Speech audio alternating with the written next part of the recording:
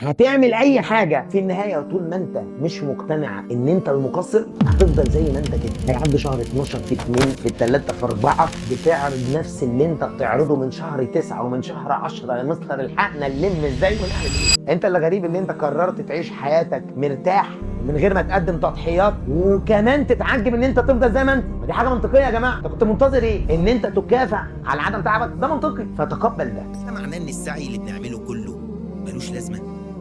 قال تعالى: وأن ليس للإنسان إلا ما سعى. أنا عايزك تبقى متأكد إن محدش هياخد رزقك.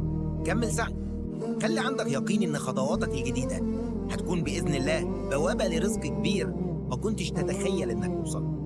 وأهم درس يا صديقي عايزك تتعلمه في حياتك إنك ما تبصش في ورقة غيرك وتركز في ورقتك. هلحق لو بدأت دلوقتي السؤال اللي كل الطلبة بتسأله في كل مكان، في كل شهر، كل أسبوع، كل يوم، كل سنة، أول السنة وآخر السنة وفي نص السنة. العبرة بمن صدق مش بمن سبق. يعني أنت لو صدقت مع ربنا سبحانه وتعالى النية وبدأت وتوكلت على الله وأخلصت في العمل، ربنا سبحانه وتعالى هيكرمك وهيوفقك وهيحقق لك اللي أنت بتتمناه. أنت بقى لو بدأت دلوقتي هتلحق. أيوه هتلحق بإذن الله. أنت لو بدأت دلوقتي في متراكم قديم عليك اوريدي، خلاص احنا عارفين ده، وهيبقى في حمل من المذاكره ضاغط عليك ولازم تكون عارف ده قبل ما تبدا. انك انت مش هتبدا بسلاسه وبسهوله وببساطه وباريحيه، انت هتبدا بتعب وبضغط وبسهر وبمجهود رهيب هتبذله علشان اللي فاتك ده والمتراكم ده تلمه. فانت قبل ما تبدا لازم تكون عارف ان هي حرب وانت لازم تنتصر فيها باذن الله. توكل على الله وابدا وما تتاخرش،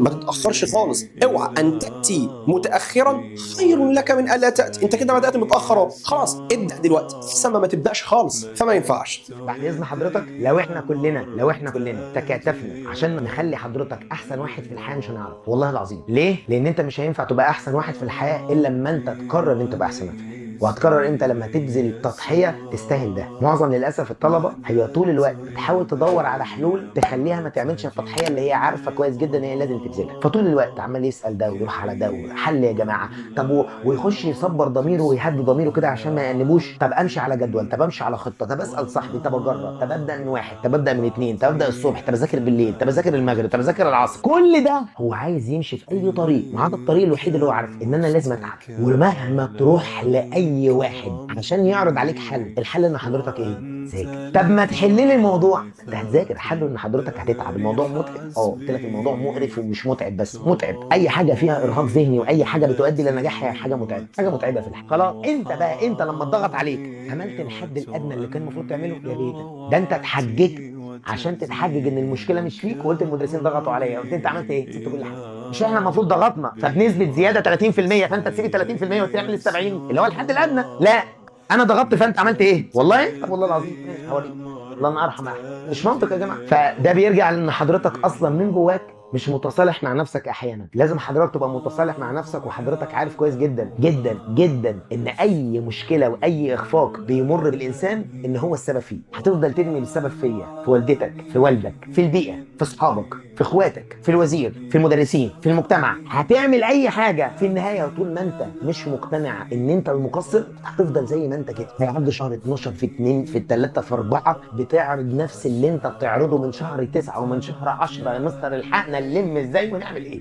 لازم يا بابا قبل ما نتفاوض في اي حاجه تبقى انت معترف الاول ان في تقصير من عندك. لان لما تعترف ان انت مقصر ساعتها هتتقبل ان انت تقدم تضحيات عشان نعالج التقصير. لكن المشكله في الناس، روح بقى عالج الناس. هنفضل نتباكى ونتشاكى وهو نفس الولد اللي بيفضل متشاكي وبكاء شكاء. هو الولد ده اللي بيكبر شويه في الجامعه بيبقى بنفس الوضع. هو شويه اللي بيتخرج وبيشتغل بيبقى نفس الوضع. فيفضل يتكلم كده في وسط القعدات يقول لك فلان سبحان الله واحد فلان ده كان فين وبقى فين واحنا الواحد زي محلك سر. دنيا غريبه. مش الدنيا اللي غريب، انت اللي غريب. قدامك حل من الاثنين، هم اختيارين عندي وعندك واختيارين عند كل الناس. هم ايه؟ ركز معايا الله يبارك لك.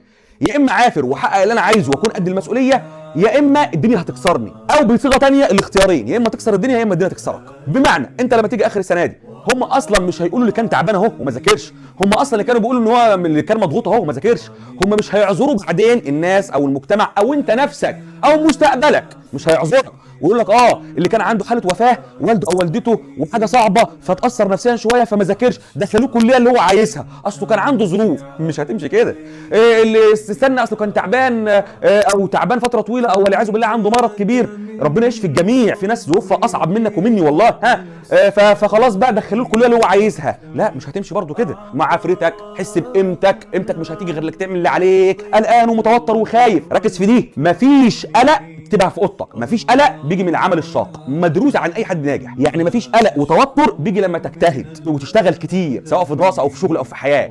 امال القلق بيجي منين؟ من التقصير، القلق والخوف والرهبه ودايما قلقان ودايما متضايق ودايما منكسر، الاحساس ده كله جاي منين؟ من التقصير، مش عامل اللي عليك كويس. يروح امتى؟ بالشغل الكتير. الحياه مش هتطبطب عليا انا كمان، الحياه مهما كانت حالتي النفسيه ولا بيتي حد فيه تعبان ولا عنده ظروف معينه ولا انا شخصيا تعبان ولا مضغوط، مش هتطبطب عليا، يبقى لازم اكون قدها بس اعمل مسؤوليتي اللي هتفرحني بعدين. انت اللي غريب ان انت قررت تعيش حياتك مرتاح من غير ما تقدم تضحيات، وكمان تتعجب ان انت تفضل زي ما انت. دي حاجه منطقيه يا جماعه، حاجه منطقيه. انت كنت منتظر ايه؟ ان انت تكافئ على العالم تعبك؟ ده منطقي، فتقبل ده. لو انت مش قادر تقدم التضحيه دي، تقبل فكره الخساره، ان مش مهم بقى تجيلي اي حاجه، فعلا تبقى متقبل وراضي ان ده مش من حقك. مفهوم يا اساتذه؟ خلاص، ربنا يا رب يوفقكم ويكرمكم، اللهم امين. عافروا وكملوا، كنا بنعافر، ربنا يرضيكم ويرضيكم، ربنا ييسر اموركم ويسعد لكم ويحرمكم ويفرج همكم، امين امين يا رب العالمين. اوعى تنسى اخر لحظه، عافر حلمك يستاهل.